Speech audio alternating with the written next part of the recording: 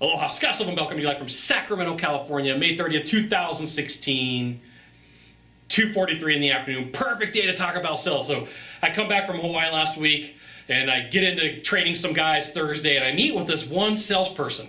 And he's kind of obstinate, not kind of, he's really obstinate.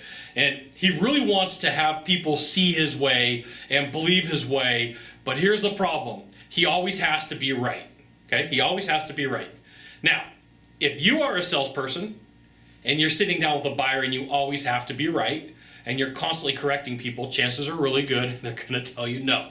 And so this salesperson's conveying this story to me and we're going back and forth.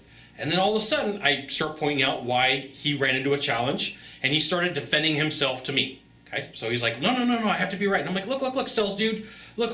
My name's Scott. My name's Scott. I've made this mistake before in my life too.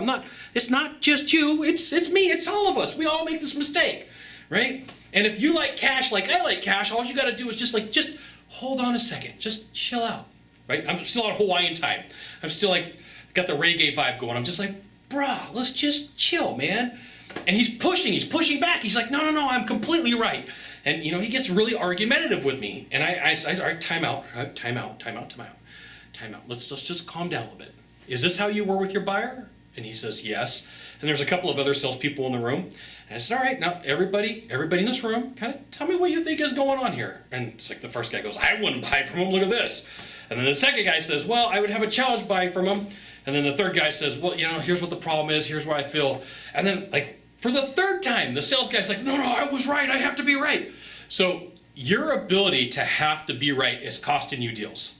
So, the thing that he wanted to be right about, sure, great. And, the design that he had for what he was doing was the right thing for the person. But he had to prove, like, I have a far superior thought process than you, Mr. Buyer, you, Mr. Client. My widget, my gizmo is going to do all these things for you.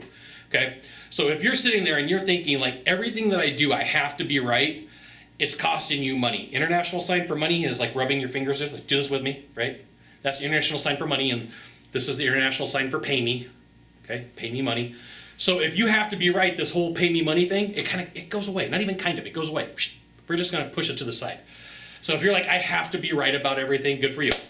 It does not put money in your bank account. It doesn't buy you cool toys. It doesn't buy you cool products. It just, like, at the end of the night, you're sleeping on your pillow and you're like, gosh darn it, I was right. And you're sleeping through. Like, that's your dream? Okay, good for you. But you got to know that some other salesperson who doesn't have to be right is going to come in and go, pay me money. And they're going to take your lunch money, all right?